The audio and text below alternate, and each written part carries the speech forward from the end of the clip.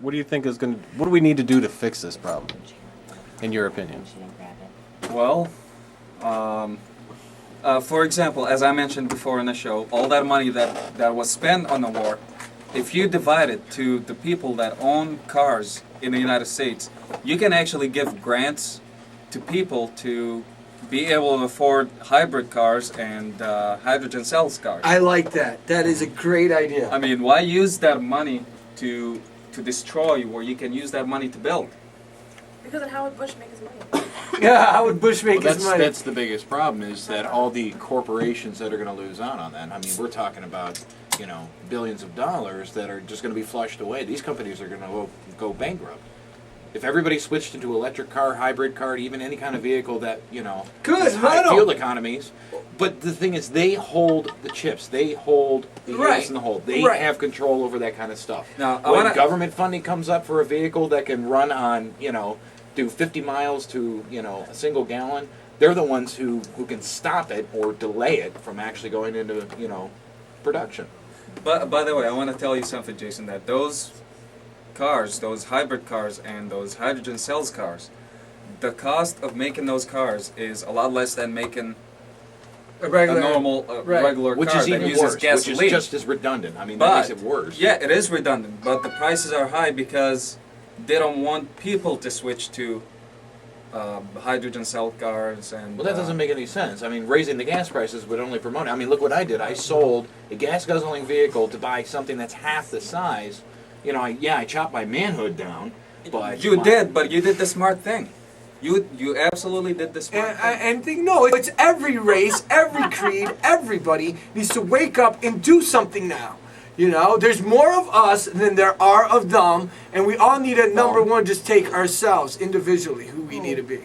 What do you think, Christine? I think that you said something that really has bugged me, where you said, I don't want his New World Order, but he specifically said his New World Order, you're a pig, is where he says God will come back and put order into this world. That's the one I want. You said you don't want his New World Order. I want his New World Order. I want God's New World Order. I don't want the New World Order that's in people. Your blood pressure's going up because you're because it's true. It's bullshit. But now wait a second. I have a question to ask you. I heard about this. Not to totally flip the conversation. Did you see the video? No. Wait a second. This is about something else. This is about not taking things at face value. About having to see something behind the lines like you do. The World Trade Center. Okay, there was a recap on a couple of radio shows where they were talking about the World Trade Center, about people say that it wasn't a plane that did it, that these there was like demolition missile. Well, it was a set con job from the gate. Yes, they set those buildings up for demolition. And you believe that? Oh, 110%. Yes. Now, have you noticed that whenever anything that alters the course of human history, a series of events that happen, the Hindenburg explosion, earthquakes, volcanoes. They can't take it for face value. You watch too much South Park, and I remember that episode where they go, well, we want you to think we did this because it makes us have more power. You shot way off Have you seen that episode? The American citizens need answers, and that's the only way they can get an answer. Is to come up with cockamamie excuse. They can't take things at face value. Okay? A bunch of guys jumped on a plane, crashed it into a building. It's simple. Okay, we got Abraham here. What do you think of this? We got Abraham here. He's one of the most talked about guests. What do you think, brother? Mike's all yours. About 9/11. Was it an inside job or not? I think it's an inside job. There you go. And that's an outsider. That again is my belief. It's not. What do you mean an inside job? Like our government? Yeah. It wasn't our government. That's what we need to realize. It's these one world politicians, these world lovers to take care of this. You believe that the airplanes were fake, that it really wasn't an airplane that crashed into the building? No, they were planes filled with explosives. Go ahead, I'm sorry. I get heated. Well, yeah, there were, but one thing I did mention about that in the first show, and I'm gonna mention again that for the government, we're nothing but numbers. 507 million people that live in the United States, they're nothing more than a number. And I would actually call them more of an expendable asset. And some of them got expended. This has always been difficult for me. You mean to tell me that a group of people can actually make the conscious decision, and some of these people aren't, you got to think out of hundreds of people that made all this happen. that not one single person had a conscience to think that we were going to sacrifice the lives of hundreds of people that you say are numbers. I Jason, understand that. they're psychopathic. All they want is the power. That's Could you what they do that? want. Could you Taliban? push the button? Limelight. Could you make the decision that would sacrifice the lives? To, Yes, and to they will, fuel- and they're going to still again. to Yes, they fuel are. a war that you knew would consume the lives Oh, yeah. of thousands of our young American men that are over there dying. I wouldn't, You'd but be able they to did. sleep Yes. at night. Yeah, but are You we don't- They're winning the satanic war? worshippers. Yes. We're winning the war.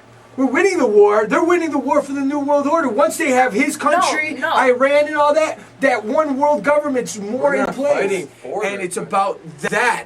And, you know, a lot of people go, well, you know, wow, you're in the cult. You know, what about other people who don't believe in the Bible and stuff?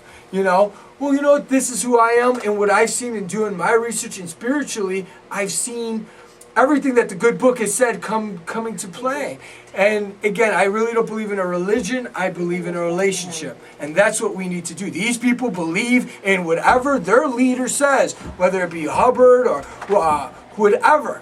You know, and it comes first and foremost to God. What do you think?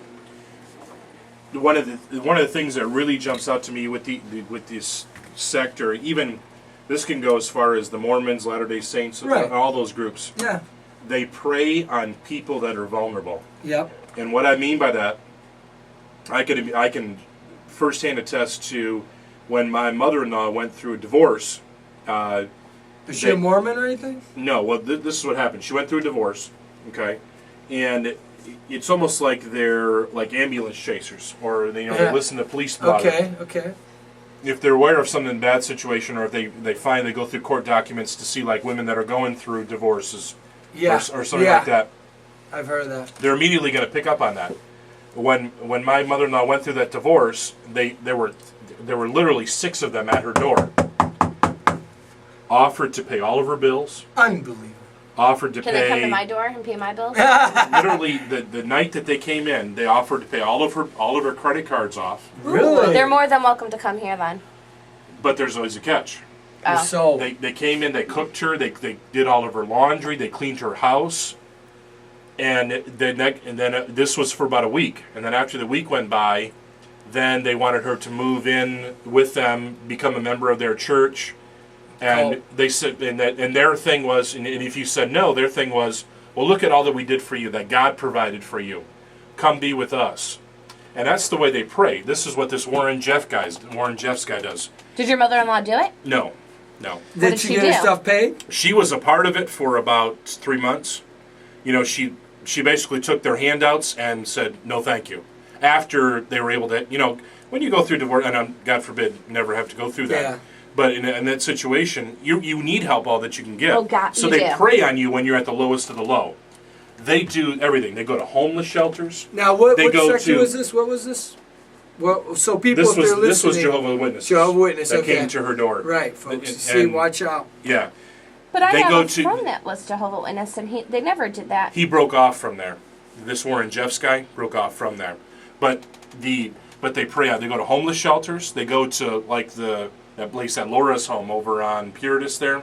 Okay. These women's shelters. They go there and they go and they talk to these people, and they initially show up as, we're going to talk to them about the Bible, and you know, and they allow those people to come in because they feel that that's good, and it's a good thing. But what they do is then they start getting the propaganda. We can help you out with this. You come and do this. We help you out with this. We give you money. We'll give you diapers for your kids. That's And how when you're at the sucker you lowest in. of the low, oh my goodness, yeah, let me take it. Let me help you. You know, I'll take it. Yeah, I'll take whatever you can get. And then when they give you the guilt trip, and that's how they get these people. And that's how this Warren Jeffs guy has all these wives. You know, gets all these ladies at their lowest point. Either they had a bad relationship, or they got beat up by their husband or their boyfriend or whatever. And he gets these people, because when you're down in your lowest, and this is always for me, when you're down and out, church is always a place of sanctuary. I mean, it's always has been for me. But when you're down and out, churches and they get these people in there, and then they get their mind warped, and then they do all this Control stuff, and them, right. it's a trickle down effect, and it sickens me. And it is. really It's been does. going on for